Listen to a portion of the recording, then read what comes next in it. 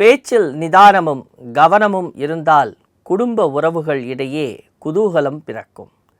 ஆஸ்ட்ரோவெட்டின் மகர லக்னக்காரர்களே, மகர ராசிக்காரர்களே வணக்கம். விஸ்வாசு வருடம் ஏப்ரல் மாதத்தில் பிறக்கக்கூடிய இந்த புதிய வருடத்தில் மகர லக்னக்காரர்கள் அல்லது மகர ராசிக்காரர்களுக்கு எவ்வாறு இருக்கப் போகிறது என்பதை பற்றி நாம் பார்க்க போகிறோம். ஏன் மகர ராசி மகர லக்னம் என்று சொன்னால், உங்களுடைய லக்னத்தையும் நீங்கள் பார்க்க வேண்டும், ராசியையும் பார்க்க வேண்டும். இப்பொழுது இந்த மகர லக்னத்தில் பிறந்து சந்திரன் மகரத்திலேயே இருந்தால் மகர லக்னக்காரர்கள் மகர ராசிக்காரர்கள் அல்லனா, இப்போ விருச்சிகத்தில் ராசி இருந்தால் மகரத்தில் லக்னம் இருந்தால் மகர லக்னக்காரர்கள் விருச்சிக ராசிக்காரர்கள். அப்படி லக்னத்தையும் ராசியையும் நீங்கள் சேர்த்து பார்த்து கொண்டே வர வேண்டும். அப்போ தான் உங்களுக்கு ஒரு 15லேருந்து 20% நம்ம சொல்கிற ராசி பலன் புரியும். இப்போ இந்த மகர அப்படின்னு சொல்லும் பொழுது, இந்த மகர ராசி மண்டலம் அப்படின்னு நாம் சொல்லும் பொழுது, 3ஆம் இடத்தில் சனி பகவான் இருக்க, ராசியினுடைய அதிபதி அவர் 3ஆம் இடத்தில் இருக்கிறார். அவர் இப்பொழுது ராகு பகவானுடன் இணைந்து செயல்பட்டு கொண்டிருக்கிறார். மே மாதத்தில் பார்த்தோம்னா ராகு பகவான் இடம் பெயர்ந்து 2ஆம் இடமான கும்பராசி மண்டலத்திற்கு வருகிறார். குரு பகவான் 5ஆம் இடம் என்று சொல்லக்கூடிய ரிஷபராசி மண்டலத்தில் விட்டிருக்கிறார். அவர் மே மாதத்தில் 6ஆம் இடம் என்று சொல்லக்கூடிய மிதுன ராசி மண்டலத்திற்கு இடம் பெயர்கிறார். இத்தனை நாள் கேது பகவான் 9ஆம் இடம் என்று சொல்லக்கூடிய கன்னிராசி மண்டலத்தில் இருந்தார். அவர் மே மாதத்தில் அஷ்டமஸ்தானம் என்று சொல்லக்கூடிய சிம்மராசி மண்டலத்தில் இடம் பெயர்கிறார். இந்த பயிற்சிகள்லாம் ஏன்னா ரொம்ப ரொம்ப முக்கியம். ஏன்னா ஒரு விஷயத்தையும் இந்த கிரகங்கள் மெதுவாக செல்கிறது. அந்த சூரிய வட்டப்பாதையில் மெதுவாக செல்லும் பொழுது அந்த கிரகங்கள் பல வீடுகளை இயக்குகிறது. சனி பகவான் 9லிருந்து 10 வீடுகளை இயக்குகிறார். குரு பகவான் 10லிருந்து 11 ராசி மண்டலங்களுக்கு அவர் இயக்குவார். அவ்வாறு இந்த கிரகங்கள் இயக்குவதும், சாயா கிரகங்கள் என்று சொல்லக்கூடிய ராகு கேது பகவானுடைய பெயர்ச்சியும் இந்த விஸ்வாசு வருடத்தில் நடைபெறுவதால் மிக உன்னிப்பாக சில விஷயங்களை நாம் தெரிந்து கொள்ள வேண்டும், புரிந்து கொள்ள வேண்டும் என்பதற்காகத்தான் இந்த கிரகங்களை பற்றி நாம் ஆரம்பிக்கிறோம். அப்போது இந்த கிரகங்களில் இப்போது சனீஸ்வர பகவான் இத்தனை நாள் மார்ச் மாதம் கடைசி வரைக்கும் பார்த்தோம்னா 2ஆம் இடத்தில் இருந்தார், குடும்பஸ்தானத்தில் இருந்தார். அவர் இப்போ 3ஆம் இடத்திற்கு பயிற்சியாகி அங்கே வீட்டிருக்கிறார்.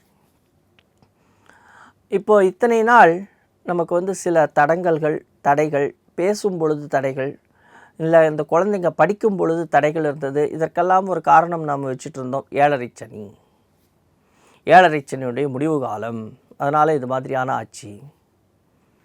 அப்போது இதுக்கு மேலே நாம் தெளிவாயிட்டோம் அப்படின்னு நாம் நினச்சிட்ருப்போம். நம்மளுடைய சுய ஜாதகம் தான் ரொம்ப ரொம்ப முக்கியமான சில விஷயங்களில் செயல்படுறது.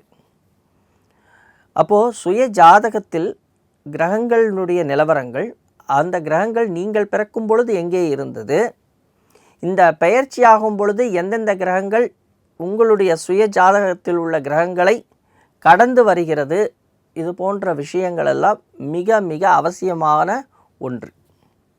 அது மாத்திரமல்லாமல் இப்போது இந்த பெயர்ச்சி ஆகக்கூடிய நேரம், பெயர்ச்சி ஆகும் பொழுது நமக்குள்ள வரக்கூடிய மாற்றங்கள், இதெல்லாம் அவசியமான ஒன்று.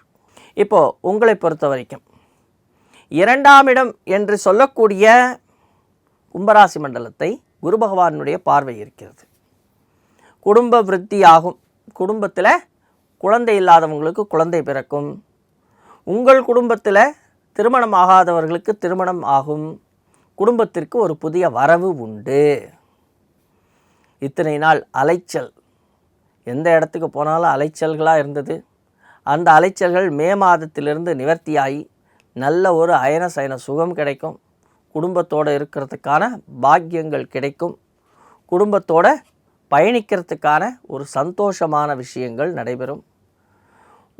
நம்மளுக்கு ஒரு வியாதிகள் இருந்தது, இதனால் தூங்க முடியாமல் இருந்தது. வியாதிகளுக்கு சரியான மருந்துகள் கிடைக்காமல் இருந்தது. அந்த நிவர்த்தியும் மே மாதத்திற்கு அப்புறம் கிடைக்கும். இது ஒரு நல்ல விஷயம். அதே நேரம் 10ஆம் இடம் நமக்கு ஜீவனஸ்தானம். ஜீவனம் எவ்வாறு இருக்க போகிறது அப்படிங்கிறத நம்ம பார்க்க போகிறோம். அப்போது குடும்பம், அதாவது குடும்ப வருமானம், ஜீவனம் என்று சொல்லக்கூடிய 10ஆம் இடம், இந்த 2 இடத்தையும் குரு பகவானுடைய பார்வை இருக்கிறது. குரு பகவான் பார்க்கக்கூடிய இடம் அவர் மங்களத்தை செய்வார். அந்த இடத்தை வளர்ச்சி அடைய செய்கிறார். அந்த இடம் வளரும் பொழுது அதே நேரம் பார்த்திங்கன்னா ராகு பகவானும் 2ஆம் இடத்துல இருக்கிறார். அப்போது வளர்ச்சி கூடும். அந்த குடும்பத்தினுடைய வளர்ச்சி, குடும்ப வருமானம், குடும்ப செல்வம் கூட போகிறது. இப்போது பார்ட்னர்ஷிப் பிஸ்னஸ் பண்ணிகிட்ருக்கீங்க. அப்போது கூட்டாளிகளிடையே இத்தனை நாள் இருந்த பிரச்சனைகள் விலகி கூட்டுத் தொழில் சுமூகமாக நடக்கும். கூட்டுத் தொழிலில் ஒரு முன்னேற்றம் கிடைக்கும். புதிய அக்ரிமெண்ட் போடுவீங்க. புதிய ஒப்பந்தங்கள் சேரும். அப்போ இதெல்லாம் சேரும் பொழுது வெளியிலிருந்து வரக்கூடிய பணம் சரியாக நமக்கு வருமா அப்படிங்கிற ஒரு கேள்வி இருக்குது. குரு பகவான் 6ஆம் இடத்தில் வீற்றிருக்கிறார். அப்போ இந்த குரு பகவான் 6ஆம் இடத்தில் இருக்கும் பொழுது அவர் வளர்ச்சியையும் கொடுக்கிறார்.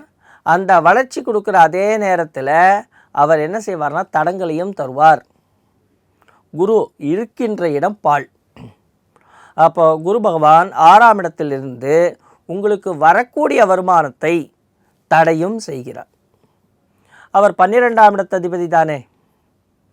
அவர் 12ஆம் இடத்து அதிபதி 6ஆம் இடத்தில் இருந்தா அப்படிங்கிறதெல்லாம் பார்த்தோம்னா, அந்த 6ஆம் இடத்தில் அவர் இருந்தால் தடைகளை தர்றாருன்னா எதனால் தரார் அப்படிங்கிறத பார்க்கணும். உங்களுடைய தசாபுத்திகள் நல்லா இல்லைன்னா, உங்களுக்கு ஒரு பாதகமான தசையோ புத்தியோ நடந்தால் குரு பகவானுடைய வேலையை அங்கே நடக்கும். அதே நேரத்தில் குரு என்கின்ற சொல்லக்கூடிய இந்த கிரகம் எல்லா கிரகங்களையும் விட பெரிய கிரகம். அது பூமியில் உள்ள அனைத்து விஷயங்களுக்கும் ஆதாரமானது குரு பகவான். அப்போது வெளியிலிருந்து வரக்கூடிய பணம் எதனால் தடங்கலாகுதுன்னு பார்த்துட்டு அதற்கான விஷயங்களில் நாம் ஆயத்தமாக இருக்க வேண்டும். இதுதான் ரொம்ப முக்கியமான ஒரு விஷயம். அப்போது செயல்பாடுகள் அப்படின்னு நம்ம சொல்லும் பொழுது 2ஆம் இடம் குடும்பம் சார்ந்த விஷயங்கள், தனப்பிராப்தி கிடைக்கும், தொழில் மேன்மை இருக்குது. அதே நேரத்தில் தொழிலிலிருந்து வரக்கூடிய தனம் கொஞ்சம் கம்மியாக வருது. அதே நேரம் பிரச்சனைகள் வரும். என்ன மாதிரி பிரச்சனை? கோர்ட்டு கேஸு, வம்பு வழக்குகள் போன்ற பிரச்சனைகள் வருவதற்கான சாத்தியக்கூறுகள் இருக்கிறது. குரு பகவான் 12ஆம் இடம் என்று சொல்லக்கூடிய அயனசயன ஸ்தானத்தை பார்த்தாலும் ராசி அதிபதியான சனீஸ்வர பகவானும் அந்த அயனசயன போகத்தை பார்க்கிறார். அப்போது தூக்கம் இருக்கும், நல்ல பெட் கம்ஃபர்ட் கிடைக்கும். இருந்தாலும் சில நேரங்களில் உங்களால் தூங்க முடியாது. ஏன்னா பிரச்சனைகளால். அப்போ இந்த வம்பு வழக்குகளிலிருந்து நாம் மாட்டிக்கொள்ளாமல் இருப்பதற்கும், நாம் வெளியில் வருவதற்கும் நாம் எந்த விஷயத்தில் செயல்படணும் அப்படின்னு சொன்னால், இப்போது மே மாதத்தில் 2ஆம் இடத்திற்கு ராகு பகவான் வரார், 8ஆம் இடத்திற்கு கேது பகவான் வரார். நம்மளுடைய பேச்சில் கவனம் வேணும். வெட்டு 1 துண்டு 2ன்னு பேசுவோம். யார் அட்வைஸ் கேட்டாலும் கேட்கலனாலும் எல்லாருக்கும் அட்வைஸை வாரி வழங்குவோம். அப்போ இதனால் என்ன ஆகுதுன்னா, நம்ம குடும்பத்துக்குள்ளே இருக்கிறவங்களுக்கும் இல்லை நாம் வேலை செய்கிற ஒரு இடத்துல இருக்கும் பொழுதும் அந்த இடத்துல நாம் பேசுகிற பேச்சுக்கள் வெட்டு 1 துண்டு 2 நாம் பேசும் பொழுது நாம் பகைச்சிக்கிறோம், சொந்த பந்தங்களை பகைச்சிக்கிறோம்.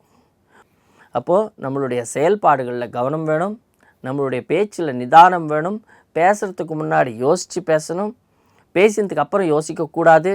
ஒரு நிமிஷம் ஒரு 10 செகண்ட் 20 செகண்ட் என்ன ஆன்சர் கொடுக்க போகிறோங்கிறத யோசிச்சுட்டு நீங்கள் ஆன்சர் கொடுத்தீங்கன்னா, பதில் கொடுத்தீங்கன்னா உங்களுக்கு சிறப்பு. ஞாபக மறதி உண்டு. அந்த ஞாபக மறதிக்கு இடம் கொடுக்காதீர்கள். உங்களுடைய தசாபுத்திகள் நல்லா இல்லைன்னா ஞாபக மறதிகள் வரும். படிப்பு மறந்துடுவீங்க, தூக்கம் அதிகமாக பிடிக்கும், நல்லா தூங்குவீங்க. ஏன்னா அயனசயன போகம் சுகம் இருக்குது. அப்போது அந்த அயன சயன சுகத்தினால் நல்லா தூக்கம் வரும். அந்த நல்லா தூக்கம் வர்றதுனால நீங்கள் போய் ஞாபக மறதி அதிகமாக வந்துடும், படிக்க மாட்டீங்க. இந்த செயல்பாடுகளை மாற்றிக்கணும். அதே நேரத்தில் உங்களுக்கு ஒரு சிறப்பான விஷயம் என்ன அப்படின்னா, மாணவர்களை பொறுத்த வரைக்கும் போட்டி பந்தயங்கள் உண்டு. போட்டி பந்தயங்களில் வெற்றி பெறுவதற்கான சாத்தியக்கூறுகள் இருக்குது. அதே நேரத்தில் இந்த முக்கியமாக கவனமாக பேசும் பொழுது நிதானமாக பேசி வம்பு வழக்குகளில் மாட்டாமல் இருக்கிறதுக்கும் நீங்கள் முயற்சி செய்ய வேண்டும். உடல் ஆரோக்கிய விஷயத்தில் தெளிவாக இருந்தீங்கன்னா போதும். உங்கள் வாழ்க்கையில் எல்லா விதமான நன்மைகளும் வெற்றிகளும் உங்களை வந்து சேரும். நன்றி, வணக்கம்.